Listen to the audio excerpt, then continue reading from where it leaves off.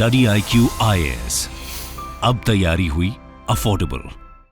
दोस्तों, आपने सुना होगा कि कुछ समय पहले इंडिया ने अपने वीट एक्सपोर्ट पर रोक लगा दी थी। और सिर्फ इंडिया ही नहीं, international food policy research institute IFPRI के अकॉर्डिंग पिछले कुछ महीनों में इंडिया समेत 14 देशों ने वीट, शुगर और पाम ऑयल जैसे जरूरी खाद्य पदार्थों के एक्सपोर्ट पर रोक लगा दिए हैं। जहां एक और एक्सपोर्ट बैन की वजह से ग्लोबली फूड शॉर्टेज की प्रॉब्लम और खाद्य पदार्थों के दामों में तेजी देखने को मिली है। वहीं मई 2020 और फरवरी 2022 के बीच UN food and agriculture organization के फूड प्राइस इंडेक्स में 55.2% की बढ़ोतरी रिकॉर्ड की गई।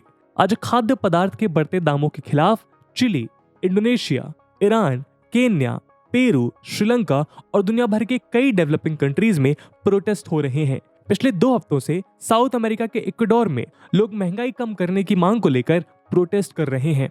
और इस प्रोटेस्ट के वायलेंट रूप लेने के कारण प्रेसिडेंट को देश के कुछ हिस्सों में इमरजेंसी भी लागू करनी पड़ी है। दोस्तों, एक्सपर्ट्स इस फूड क्राइसिस के 2 अलग अलग रीजंस बताते हैं। पहला है क्लाइमेट चेंज। ग्लोबल वार्मिंग और उसके इम्पैक्ट्स फूड प्रोडक्टिविटी पे आज बेहद बुरा असर डाल रहे हैं। पॉपुलेशन बढ़ने के साथ फूड प्रोडक्टिविटी घट रही है, जिसके कारण वर्ल्ड पॉपुलेशन का एक बड़ा हिस्सा एक्यूट हंगर का प्रॉब्लम फेस कर रहा है। वहीं एक्सपर्ट्स के अनुसार इस क्राइसिस का दूसरा रीजन रशिया और यूक्रेन में हो रहा युद्ध है, जिसके चलते वीट, बार्ले और फर्टिलाइजर जैसी जरूरी चीजों की स्कार्सिटी हो गई है और उनके दाम लगातार बढ़ते जा रहे हैं। इसी कॉन्टेक्स्ट में United Nations World food Programme के हेड डेविड बीसली का कहना है कि अगर यही स्थिति रही तो आने वाले समय में ग्लोबल फूड क्राइसिस इस लेवल तक बढ़ जाएंगे कि एक बड़े पैमाने पर फूड राइट्स, फेमिन और मास माइग्रेशन होने शुरू हो जाएंगे और पूरी दुनिया में सोशल अनरेस्ट का माहौल बन जाएगा। ऐसे में कुछ एनालिस्ट का मानना है कि अगला वर्ल्ड वॉर फूड के लिए लड़ा जा सकता है। दोस्तों, आज के वीडियो में हम ग्लोबल फूड क्राइसिस और उसके मुख्य कारण पर विस्तार में चर्चा करेंगे और देखेंगे कि कैसे ये फूड क्राइसिस वर्ल्ड वॉर 3 के लिए जिम्मेदार हो सकते हैं। इसके अलावा हम फूड क्राइसिस को प्रिवेंट करने के वेज पर भी नजर डालेंगे। पर दोस्तों, मैं आपको बताना चाहूंगा कि ये वीडियो UPSC मेंस के पर्सपेक्टिव से इंपॉर्टेंट है और ग्लोबल फूड क्राइसिस और particularly hunger problem in India से रिलेटेड क्वेश्चन GS2 के सोशल जस्टिस सेक्शन और GS3 के इकोनॉमी सेक्शन में पूछे जा सकते हैं। बट इसके बारे में हम वीडियो के अंत में बात करेंगे। फिलहाल के लिए हम अपने डिस्कशन को आगे बढ़ाते हैं।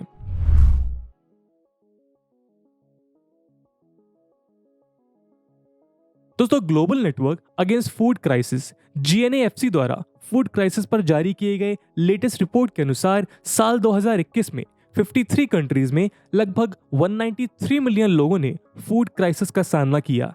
आपको जानकर हैरानी होगी कि यह आंकड़ा साल 2020 के कंपैरिजन में 40 मिलियन ज्यादा है। रिपोर्ट के अनुसार 193 मिलियन में से 36 कंट्रीज में फैले 40 मिलियन लोगों को भोजन की गंभीर समस्या को झेलना पड़ा और Ethiopia, south Sudan, south Madagascar और यमन समेत 4 देशों में लगभग 500 मिलियन से ज्यादा लोग भुखमरी के कगार पर थे। एजेंसी का कहना है कि उन्हें भुखमरी से बचाने के लिए अर्जेंट एक्शन लेने की जरूरत है। इसके अलावा 236 मिलियन ऐसे लोग हैं जिन्हें अगर जल्द से जल्द सरकार द्वारा मदद नहीं मिलती तो उन्हें एक्यूट फूड क्राइसिस का सामना करना पड़ सकता है।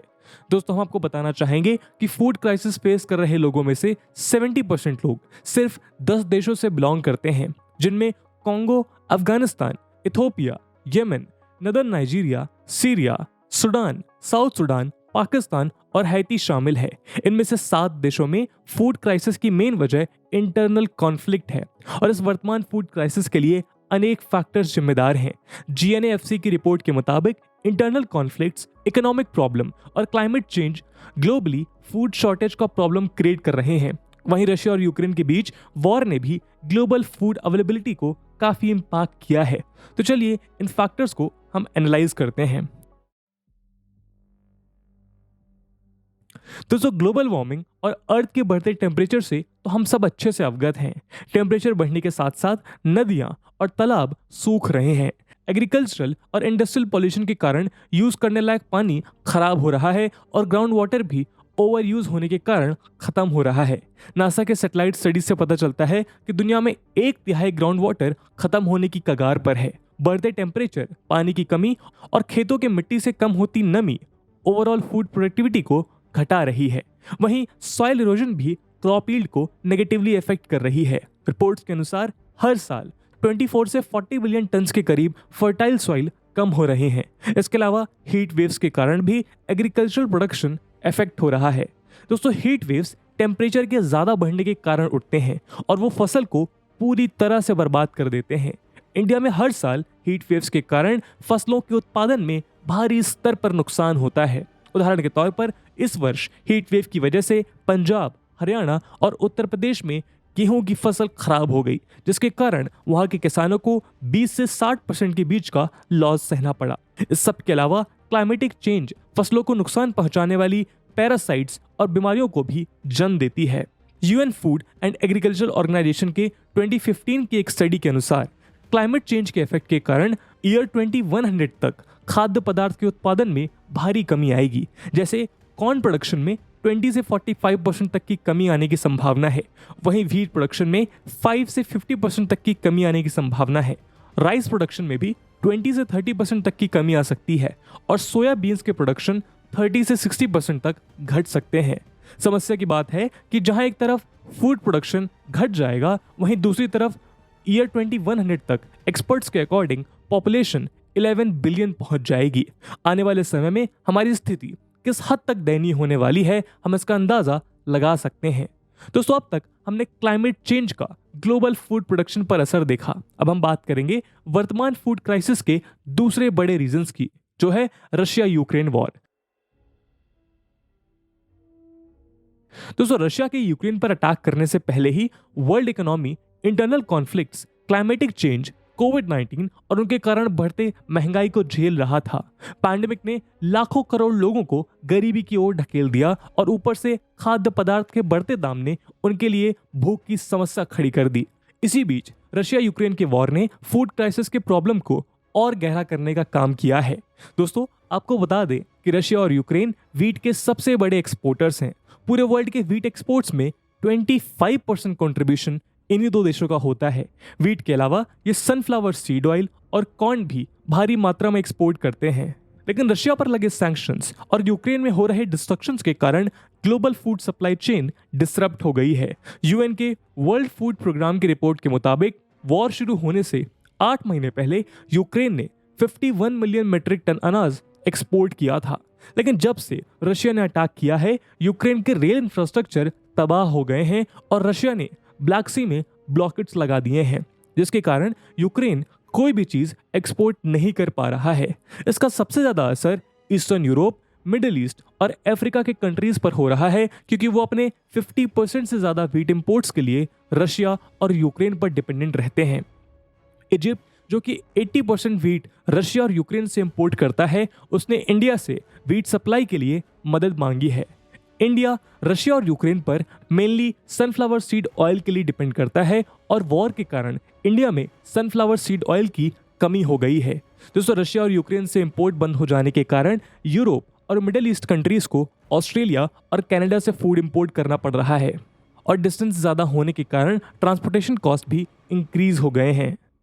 वॉर के चलते फूड अवेलेबिलिटी में आई कमी और इंक्रीज ट्रांसपोर्टेशन कॉस्ट ऑलरेडी बढ़ते फूड इन्फ्लेशन को और ऊपर ले जाने का काम कर रहे हैं।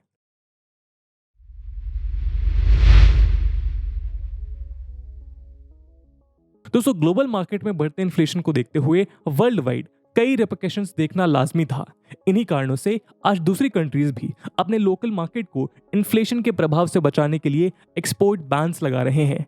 International food policy research institute के रिपोर्ट के अनुसार रशिया और यूक्रेन के युद्ध के बाद से 20 से ज्यादा देशों ने फूड प्रोडक्ट्स के एक्सपोर्ट्स पर एक्सपोर्ट लाइसेंस और टैक्सेस के थ्रू रेस्ट्रिक्शंस लगाए हैं और 14 कंट्रीज ने कुछ फूड आइटम्स के एक्सपोर्ट्स पर कंप्लीट बैन लगा दिया है।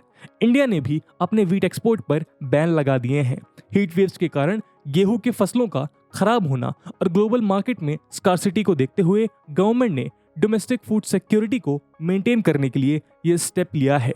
सिर्फ इतना ही नहीं, इसके बाद इंडिया ने शुगर के एक्सपोर्ट पर भी 31 अक्टूबर 2022 तक रेस्ट्रिक्शंस लगा दिए हैं। अब अगर कोई भी पर्सन वर्ल्ड मार्केट में शुगर एक्सपोर्ट करना चाहता है तो उसे directorate of sugar and department of food and public distribution से स्पेसिफिक परमिशन लेनी होगी। दोस्तों, इंडिया वर्ल्ड का लार्जेस्ट शुगर प्रोड्यूसर है और ब्राजील के बाद सेकंड लार्जेस्ट एक्सपोर्टर भी। एक्सपोर्ट पर लगे रिस्ट्रिक्शन से पहले इंडिया ने भारी मात्रा में शुगर एक्सपोर्ट रिकॉर्ड की थी। गवर्नमेंट के अकॉर्डिंग शुगर एक्सपोर्ट पर रेस्ट्रिक्शन लगाने का उनका मेन मकसद अपने देश में सफिशिएंट स्टॉक मेंटेन रखना और शुगर का प्राइस कंट्रोल करना है। इंडिया की तरह मलेशिया ने भी चिकन के एक्सपोर्ट पर रोक लगा दी है, जिसका असर उसके पड़ोसी देश सिंगापुर पर सबसे ज्यादा देखने को मिला है। सिंगापुर में 1/3 चिकन इंपोर्ट मलेशिया से आता है। मलेशिया के एक्सपोर्ट बैन की खबर के बाद सिंगापुर के चिकन मार्केट में अफरा तफरी का माहौल देखा गया। दोस्तों, एक्सपर्ट्स के अनुसार एक्सपोर्ट बैन का मेन प्रॉब्लम यह है कि एक कंट्री के एक्सपोर्ट बैन के बाद दूसरी कंट्रीज भी अपने डोमेस्टिक मार्केट को प्रोटेक्ट करने के प्रयास में एक एक करके एक्सपोर्ट बैन करना शुरू कर देती हैं। अब ये सारे फैक्टर्स मिलकर खाद्य पदार्थ के दामों को बढ़ा रहे हैं। इससे सबसे ज्यादा प्रभावित समाज एक पुअर और मार्जिनलाइज सेक्शन के लोगों का है। वो अपने इनकम का ज्यादा भाग फूड एंड एसेंशियल कमोडिटीज पे खर्च करते हैं और अब महंगाई बढ़ने की वजह से वो अपने लिए खाने तक का प्रबंध नहीं कर पा रहे हैं। अब हम वीडियो के अगले सेक्शन में देखेंगे कि कैसे भूख की समस्या अपने साथ वॉर का खतरा लेकर आती है। तो चलिए बढ़ते हैं अगले सेक्शन की ओर। दोस्तों, मेरा नाम है आदर्श गुप्ता। स्वागत है आपका स्टडी IQ IAS में। मैं इस बात को दावे के साथ कह सकता हूं कि आज से कुछ साल पहले जब यूपीएससी एस्पिरेंट्स यूपीएससी की तैयारी करने के बारे में सोचते मात्र थे तो उनसे ज्यादा मानसिक तनाव उनके घर वालों को हो जाया करता था, क्योंकि यूपीएससी के तो मानो जैसे पर्यायवाची शब्द हो गए थे दिल्ली के करोल बाग और मुखर्जी नगर जैसे इलाके। महंगी फीस, कोचिंग में आने जाने का टाइम और घर से अलग रहने का मानसिक तनाव अलग। पर इस सब के बावजूद स्टूडेंट्स के पास कोई और ऑप्शन नहीं होता था। पर आज इन सारी समस्याओं का समाधान स्टडी IQ IAS ने ढूंढ निकाला है। 900+ आवर्स का live content, hand written notes, daily current affairs का रिवीजन के लिए मटेरियल, 1-to-1 मेंटोरशिप, ये सब कुछ सिर्फ और सिर्फ 18,999 के डिस्काउंटेड प्राइस पे अगर आप AG लाइव कूपन कोड का यूज करते हैं। बैचेस की शुरुआत 11 जुलाई मॉर्निंग 8 AM से हो रही है। तो अब आप भी पूरे देश के एस्पिरेंट्स के साथ कहिए कि तैयारी हुई अफोर्डेबल स्टडी IQ के साथ। इस बैच से रिलेटेड सभी इंपॉर्टेंट लिंक्स आपको पिन कमेंट में मिल जाएंगे। बाकी सभी अपडेट्स के लिए आप मुझे मेरे सोशल मीडिया हैंडल्स पे फॉलो कर सकते हैं।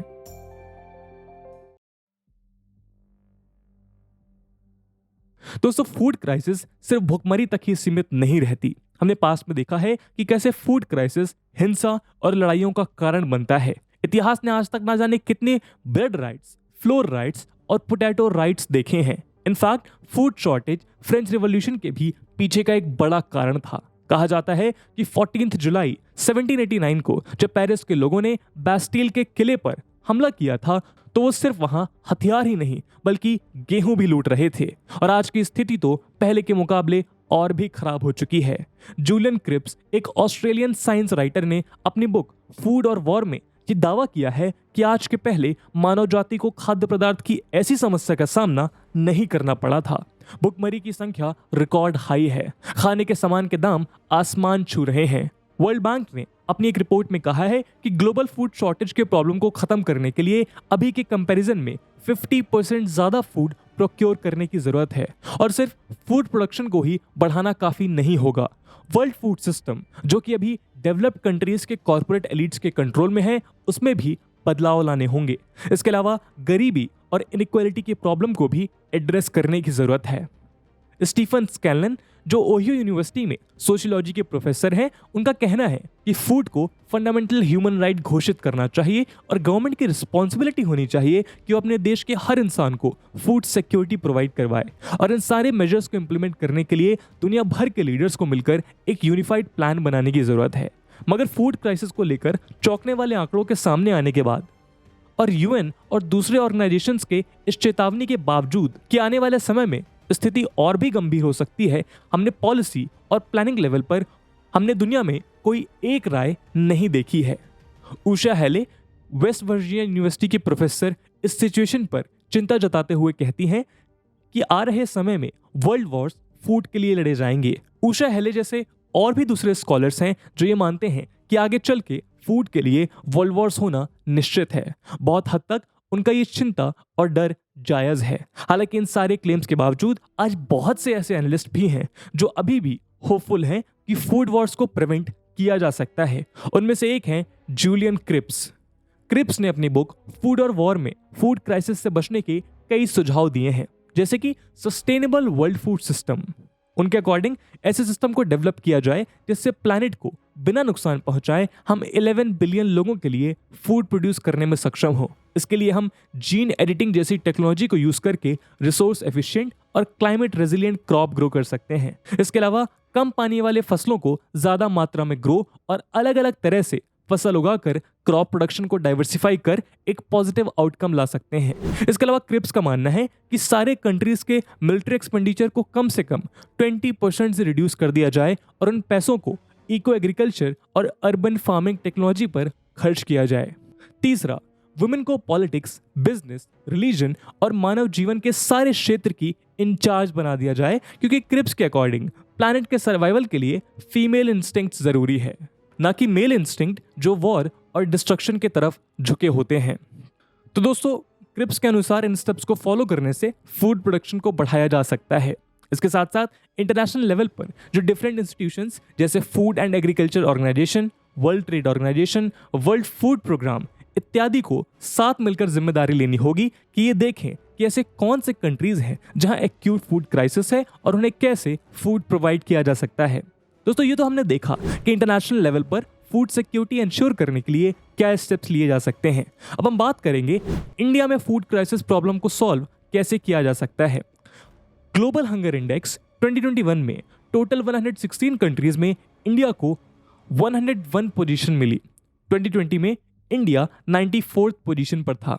ये दिखाता है कि ग्रीन रिवॉल्यूशन के इतने सालों बाद भी आज इंडिया में हंगर की प्रॉब्लम कितनी इंटेंस है। दोस्तों, हैरान होने वाली बात यह है कि सफिशिएंट फूड गेन प्रोडक्शन के बावजूद भी इंडिया का 14% पॉपुलेशन अंडर नरिश्ड है। एग्रीकल्चर इंडस्ट्री की रिपोर्ट के अकॉर्डिंग साल 2021-22 में इंडिया ने total 314.51 million ton food grain production record किया था। इससे ये पता चलता है कि इंडिया में हंगर प्रॉब्लम फूड प्रोडक्शन की कमी के कारण नहीं बल्कि उसके इनएफिशिएंट मैनेजमेंट के कारण है। डेटा के अकॉर्डिंग इंडिया में हर साल 67 मिलियन टन्स ग्रेन वेस्ट हो जाते हैं। ये नंबर यूनाइटेड किंगडम जैसे कंट्री के टोटल आउटपुट के जितना बराबर है। दूसरा प्रॉब्लम है फूड ग्रेन के डिस्ट्रीब्यूशन का। बहुत सारे ऐसे गरीब लोग हैं जो बीपीएल यानी कि बिलो पॉवर्टी लाइन स्टेटस से नहीं होने के कारण पब्लिक डिस्ट्रीब्यूशन सिस्टम का लाभ नहीं उठा पाते। और तो और पीडीएस के अंदर जो ग्रेन डिस्ट्रीब्यूशन किए जाते हैं वो अक्सर लो क्वालिटी के होते हैं। एक्सपर्ट्स के according better shortage facility PDS के कवरेज को वाइड कर और फूड बास्केट एक्सपैंड कर इंडिया सबके लिए फूड सिक्योरिटी इंश्योर कर सकता है। तो दोस्तों, ये था एक एनालिसिस जहां पर हमने डिस्कस किया कि आज फूड सबसे बड़ा एसेट क्यों बन चुका है और कैसे आगे चलकर इसकी बहुत ज़्यादा संभावनाएं हैं कि अगर सही स्टेप्स नहीं उठाए गए तो फूड के लिए ग्लोबल वॉर्स भी हो सकते हैं। और इंडिया के पर्सपेक्टिव में भी हमने डिस्कशन किया कि कौन से वो स्टेप्स हैं जिनको लेने के बाद हम इंडिया में फूड क्राइसिस को रिजॉल्व कर सकते हैं। और जैसा कि हमने वीडियो के पहले भाग में डिस्कस किया था कि ये वीडियो यूपीएससी मेंस के लिए काफ़ी इंपॉर्टेंट है और उसी इंपॉर्टेंस को देखते हुए एक सवाल हम आपके लिए छोड़कर जा रहे हैं जिसे आपको कमेंट सेक्शन में आंसर करना है। And the question is, global food crisis can be the cause of next world war, explain. And with this question my friends, that's it for the video. I hope आपको video पसंद आया होगा और अगर पसंद आया है तो अपने दोस्तों के साथ साझा करना बिल्कुल मत भूलिएगा। हम मिलते हैं अगले वीडियो में, तब तक के लिए जय हिंद, जय भारत। स्टडी IQ IAS, अब तैयारी हुई अफोर्डेबल।